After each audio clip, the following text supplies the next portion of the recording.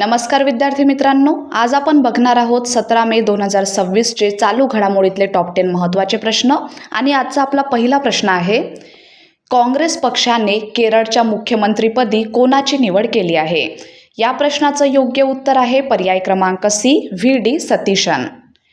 काँग्रेस पक्षाने व्ही.डी. सतीशन यांची केरळच्या मुख्यमंत्रीपदी निवड केली आहे। संयुक्त लोकशाही आघाडीच्या निर्णायक निवडणूक विजयानंतर हा निर्णय घेण्यात आला। मुख्यमंत्री पदाबाबत सुरू असलेल्या चर्चांना या निर्णयामुळे पूर्णविराम मिळाला आहे। काँग्रेस नेतृत्वाने सतीशन यांच्या नेतृत्व क्षमता आणि जनाधारावर विश्वास व्यक्त केला। प्रश्न दुसरा, 2026 मध्ये युगांडाचे राष्ट्रपती म्हणून पुन्हा निवडून आलेले नेते कोण आहेत? प्रश्न क्रमांक 2चं योग्य उत्तर आहे पर्याय क्रमांक C, Yoweri Museveni. Yoweri Museveni यांनी युगांडाचे राष्ट्रपती म्हणून 7व्यांदा शपथ घेतली आहे। यामुळे आफ्रिकेतील सर्वात दीर्घकाळ सत्तेत राहिलेल्या नेत्यांपैकी त्यांचे स्थान अधिक मजबूत झाले आहे। 81 वर्षीय मुसेवेनी प्रथमच 1986 मध्ये सत्तेत आले होते। जानेवारी 2026 मध्ये झालेल्या युगांडाच्या राष्ट्रपती निवडणुकीत त्यांनी पुन्हा विजय मिळवला। प्रश्न तिसरा, भारतातील पहिले डेटा सेंटर उभारण्यासाठी उबरने कोणत्या समूहासोबत भागीदारी केली आहे? योग्य उत्तर आहे पर्याय क्रमांक सी, अडानी समूह। उबरने अडानी समूहासोबत भारतातील पहिले डेटा सेंटर उभारण्यासाठी भागीदारी केली आहे। या निर्णयामुळे उबरच्या डिजिटल आणि अभियांत्रिकी पायाभूत सुविधांच्या विस्ताराला मोठी चालना मिळणार आहे। उबरचे मुख्य कार्यकारी अधिकारी दारा खोसरोवशाही यांनी अहमदाबाद येथे गौतम अडानी यांच्यासोबत झालेल्या बैठकीनंतर ही घोषणा केली। भारतातील तंत्रज्ञान आणि डेटा व्यवस्थापन क्षेत्रातील गुंतवणूक वाढवण्याच्या दृष्टीने ही भागीदारी महत्त्वाची मानली जात आहे। प्रश्न चौथा आहे, 12 मे 2026 रोजी युरोपियन संघाच्या सुधारित मसुदा यादीत कोणत्या देशाचा समावेश करण्यात आला आहे? योग्य उत्तर आहे पर्याय क्रमांक बी, भारत।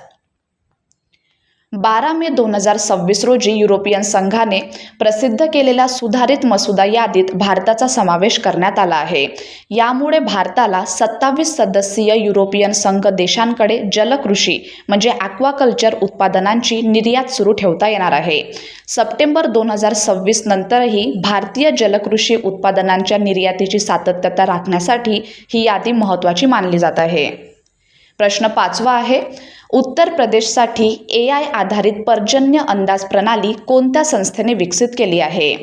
5व्या प्रश्नाचं योग्य उत्तर आहे पर्याय क्रमांक सी, NCMRWF म्हणजेच national centre for medium range weather forecasting. India meteorological डिपार्टमेंटने मान्सूनवर अवलंबून असलेल्या पर्जन्याधारित कृषी क्षेत्रांसाठी कृत्रिम बुद्धिमत्ता आधारित 2 हवामान अंदाज उत्पादने सुरू केली आहेत। यापैकी एक प्रणाली national centre for medium range weather फोरकास्टिंगने उत्तर प्रदेशसाठी विकसित केली आहे। दुसरी प्रणाली Indian institute of tropical meteorology Pune यांनी जिल्हास्तरीय पर्जन्य अंदाजासाठी विकसित केली आहे। या उपक्रमाचा उद्देश शेतकऱ्यांना अधिक अचूक आणि वेळेवर हवामान माहिती उपलब्ध करून देणे हा आहे। उत्तर प्रदेशसाठी विकसित करण्यात आलेली प्रणाली 1 किलोमीटर स्थानिक विभेदन स्तरावर पर्जन्य अंदाज देते। या प्रणालीमध्ये automatic rain gauge, automatic weather station, उपग्रह आणि डॉपलर हवामान रडारमधील माहितीचा वापर केला जातो। ही प्रणाली 10 दिवसांपर्यंतचा पर्जन्य अंदाज देण्यास सक्षम आहे। पुढला प्रश्न आहे, केंद्र सरकारद्वारे सुरू करण्यात आलेल्या मिझोराम जिंजर मिशनसाठी किती आर्थिक तरतूद करण्यात आली आहे? प्रश्न क्रमांक 6चं योग्य उत्तर आहे पर्याय क्रमांक बी, म्हणजेच 189.79 कोटी रुपये। केंद्र सरकारने 13 मे 2026 रोजी मिझोराम जिंजर मिशन सुरू केले। या प्रकल्पासाठी रुपये 189.79 कोटींची तरतूद करण्यात आली आहे। या योजनेला Mizoram ginger unique selling preposition sustainable cultivation and value chain development project असेही नाव देण्यात आले आहे। या मिशनचा उद्देश मिझोराममधील आलं उत्पादन, प्रक्रिया आणि मूल्य साखळी विकासाला चालना देणे असे आहे। प्रश्न 7वा आहे, कलाम अँड कवच 3.0 परिषद कोणत्या शहरात आयोजित करण्यात आली? या प्रश्नाचं योग्य उत्तर आहे पर्याय क्रमांक सी, नवी दिल्ली। भारताचा संरक्षण व सामरिक संवाद मंच कलाम अँड कवच 3.0 चे उद्घाटन 14 मे 2026 रोजी नवी दिल्ली येथील मानेकशॉ सेंटरमध्ये करण्यात आले आहे. या परिषदेमध्ये टेकिंग जय फॉरवर्ड विथ आय स्क्वेअर ही संकल्पना मांडण्यात आली. येथे जयचा अर्थ काय होतो तर इथे जे स्टँड्स फॉर जॉईंटनेस म्हणजे संयुक्तता, ए स्टँड्स फॉर आत्मनिर्भरता and I stands for innovation म्हणजेच नवोन्मेष आणि आय स्क्वेअर म्हणजे इंडिजनायझेशन स्वदेशीकरण आणि इंटरनॅशनल कोलॅबोरेशन म्हणजेच आंतरराष्ट्रीय सहकार्य. संरक्षण क्षेत्रातील औद्योगिक आणि तांत्रिक सहकार्य वाढविणे हा या परिषदेमागील प्रमुख उद्देश आहे. प्रश्न 8वा आहे, इथेनॉल निर्मितीसाठी भारतात सर्वाधिक वापरले जाणारे प्रमुख धान्य पीक कोणते ठरले आहे? प्रश्न क्रमांक 8चं योग्य उत्तर आहे पर्याय क्रमांक सी मका. भारताच्या इथेनॉल उत्पादन कार्यक्रमात मोठा बदल दिसून येत असून मक्याने ऊसाधारित स्रोतांना मागे टाकत प्रमुख इथेनॉल कच्चा माल म्हणून स्थान मिळवले आहे. इथेनॉल पुरवठा वर्ष 2025-26 मध्ये इथेनॉलचा पुरवठा 515 कोटी लिटरपेक्षा अधिक झाला आहे. प्रश्न 9वा आहे, मोठ्या वन्य मांजर प्रजातींसाठी 5 विषयाधारित कार्यक्रम आयोजित करण्याची घोषणा कोणत्या मंत्रालयाने केली आहे?